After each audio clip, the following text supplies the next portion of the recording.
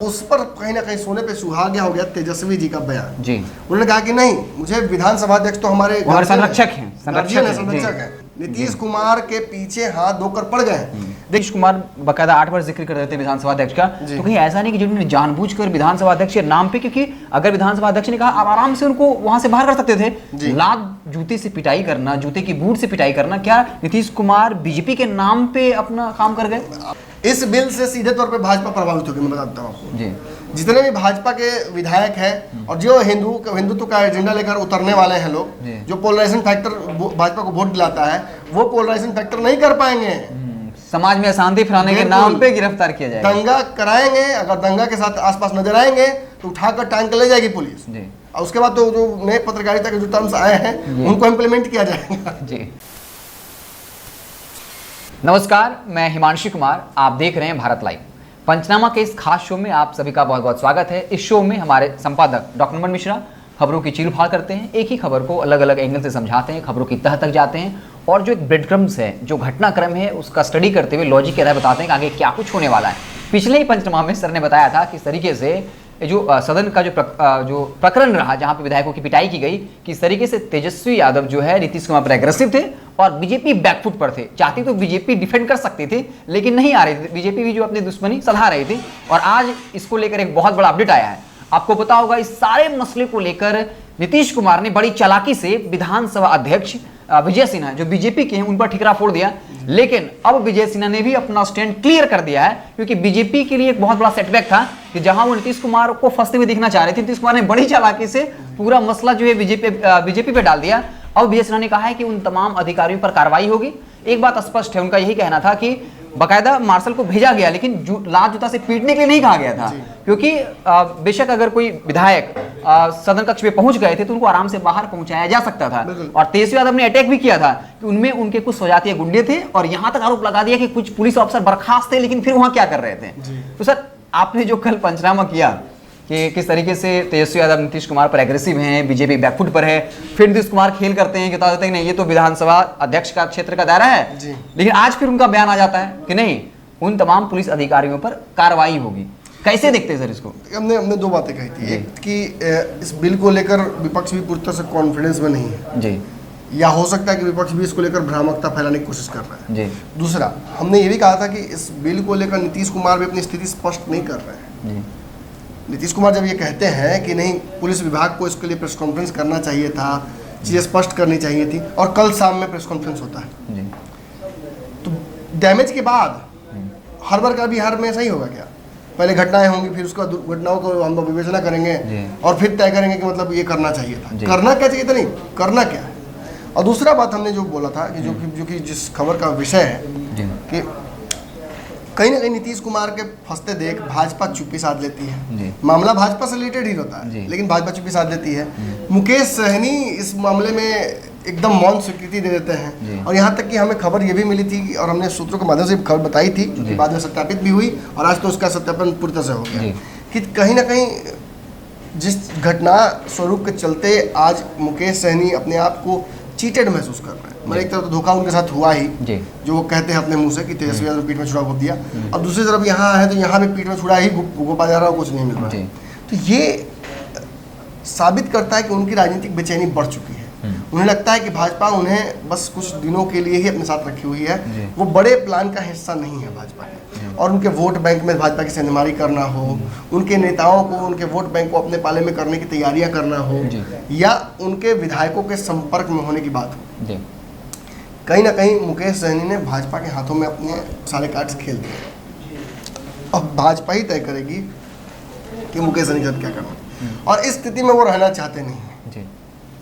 इसीलिए उनकी बेचैनी बढ़ी है। उन्होंने कभी मांझी जी से, कभी किसी और माध्यम से, कभी मौन स्वीकृति देकर ही कहीं ना कहीं एहसास ये करा रहे हैं कि आप दोनों के बीच ही लड़ाई होती रहेगी और हम साइड रहेंगे तो ऐसा नहीं होगा, हमें भी इसका हिस्सा बनाइए।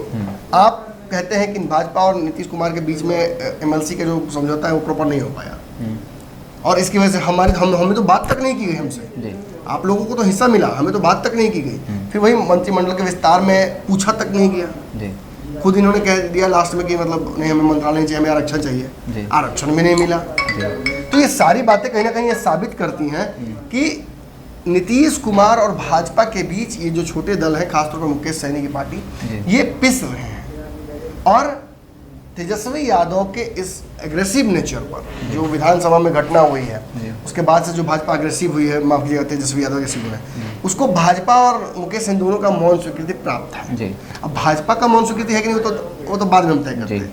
लेकिन आज जब ये बातें सामने आती हैं, नीतीश कुमार कल जो थोड़ा डिफेंडिंग नेचर में थे भी, पुलिस अधिकारी दोषी नहीं है, बिल्कुल, और पूरी तरह से गेम पलट देते हैं और कहते हैं कि नहीं, विधानसभा अध्यक्ष को लेकर सारी बातें होनी चाहिए, ये उनका कार्य क्षेत्र है, उनके पद की अवहेलना की गई है, तो वही तय करेंगे कि क्या इसका जवाब देना है। लेकिन बड़ी बात यहाँ ये है कि नीतीश कुमार जहां इस तरह के शब्दों का प्रयोग कर रहे हैं, वहीं विधानसभा अध्यक्ष ने भी अपनी बात स्पष्ट कर दी है।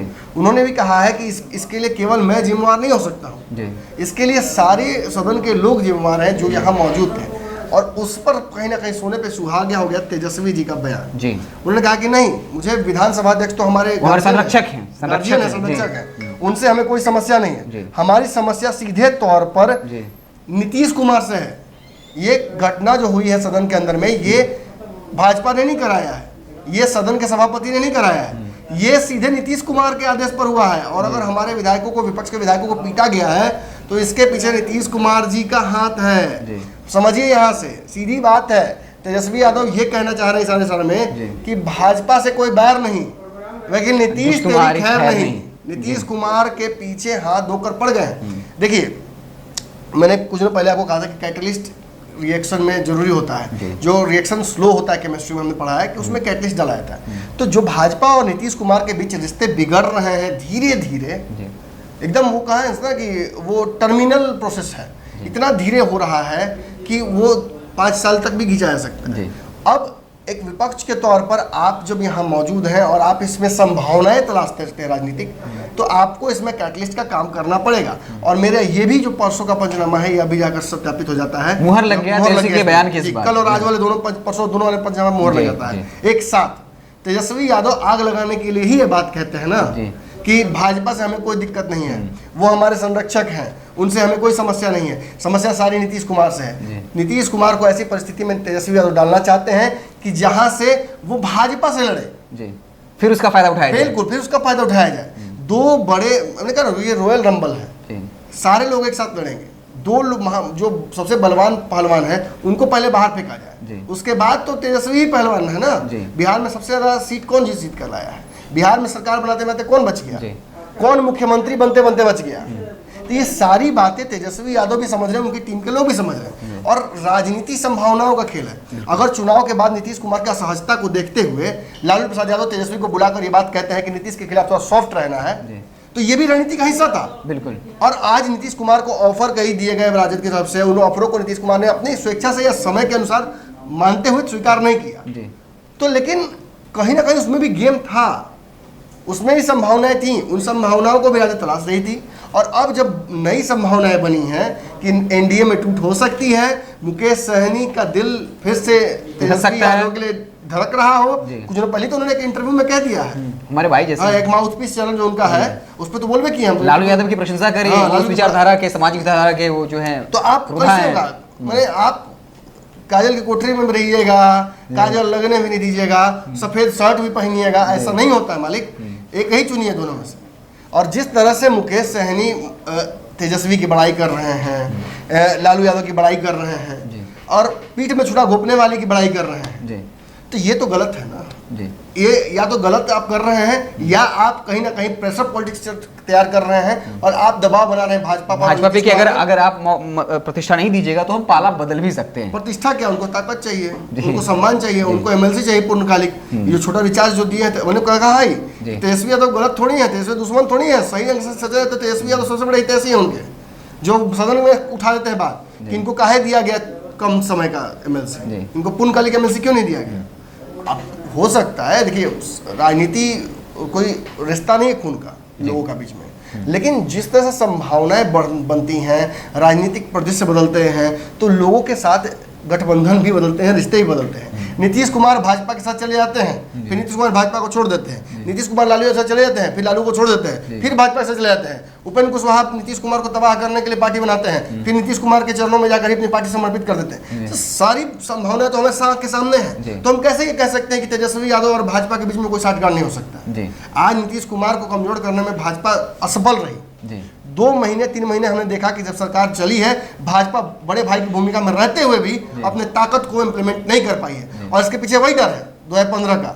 नीतीश कुमार को डर है कि 2015 की तरफ भाजपा को डर है कि 2015 की तरफ नीतीश कुमार फिर हमको कमजोर कर देंगे, और इसी वजह से जो आज लीड लेना भी चाहती है, देखिए आप नित्यानंद राय यादव हैं, भूपेंद्र यादव हैं, और जहां तक कि जिस मंत्री पे आरोप लग रहा है वो भी यादव समाज से आते हैं, और फिर भी नीतीश कुमार के समक्ष ये जो भाजपा के यादव हैं ये उस तरह से प्रबल नहीं हो पाते हैं। और एक तेजस्वी यादव जो कि बहुत कम उम्र के राजनीतिज्ञ हैं, वो नीतीश कुमार के सदन में ऊपर से नीचे तक हिला देते हैं, जवाब देते देते प्रलय हुआ है। और सही बताते हैं कि नीतीश कुमार अगर मौजूद हैं सदन में और उनके मुंह से ये बातें निकलती हैं कि नहीं भाजपा की गलती है या पुलिस विभाग की गलती है, फिर पुलिस विभाग की गलती नहीं है, भाजपा की गलती है, तो ये सब साबित करता है कि नीतीश कुमार इस वक्त फंस चुके हैं।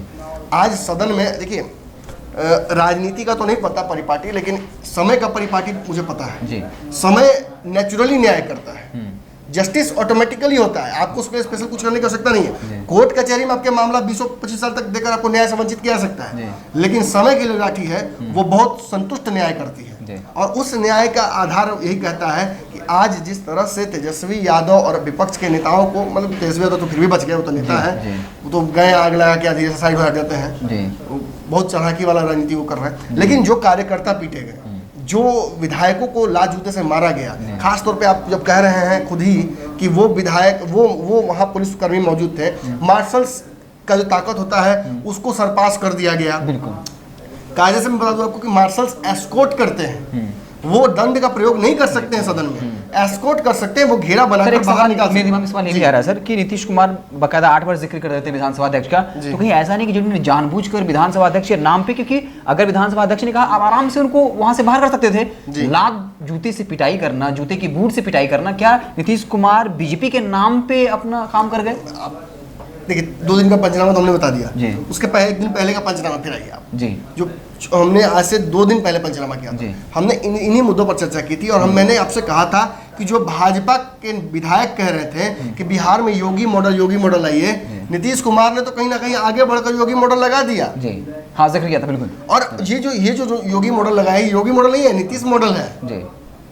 और इसमें ज्यादा से ज्यादा देखिए, आप तेजस्वी यादव जरूर लड़ रहे हैं सदन में, हो सकता है कि उनको भी इसको बिल को समझाया न गया हो, या हो सकता है कि उनको इस बिल को के बारे में पता हो, वो भी कटलिस्ट वाला काम बहुत बखूबी समझ के कर रहे हो।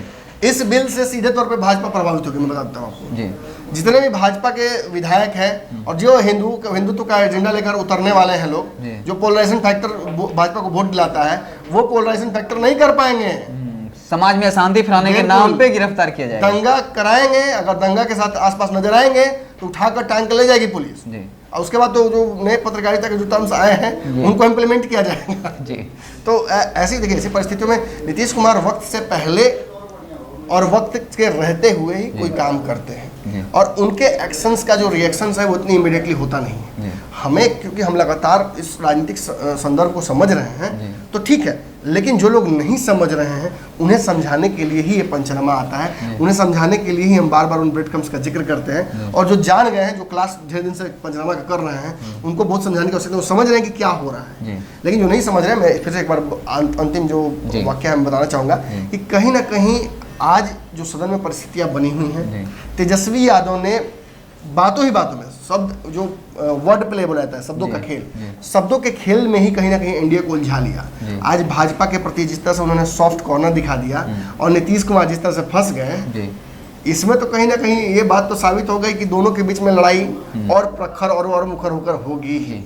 अब यहाँ समस्या यही है कि भाजपा के नेता कब तक अपना मुंह खोलते हैं। अभी तक तो चुप है, चुप्पी के पीछे बहुत बड़ा डर है 2015 वाला।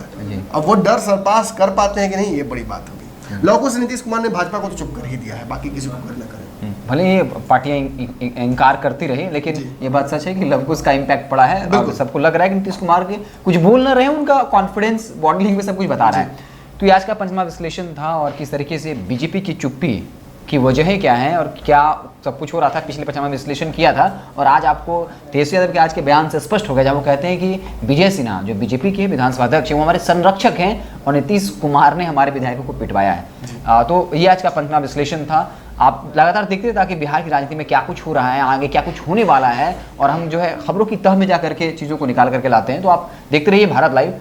साथ साथ एक जरूरी इन्फॉर्मेशन कि आपको जो UPI नंबर दिख रहा है इस पर यथासंभव कंट्रीब्यूट करें ताकि हम इसी तरीके से आपके लिए रिसर्च वाइज डीप एनालिसिस साथ से साथ जो है सच्ची और निर्भीक पत्रकारिता करते रहें। बहुत बहुत धन्यवाद। अगर ये वीडियो पसंद आई और वह बिहार के राजनीति और बिहारियत से सरोकार रखेनी तो सब्सक्राइब बटन दबा के चैनल के सब्सक्राइब कर ली। ओजे एगो घंटी बा, ओकरा बटन दबा देला से कुल सटीक और मारक खबर रुआ मुफ्त में मिल जाई। अगर रुआ पत्रकारिता के हमनी के नया प्रयोग में सहयोग कर चाहतानी तो ज्वाइन बटन दबा दी। पेटीएम नंबर नोट कर ली 9386816700। धन्यवाद।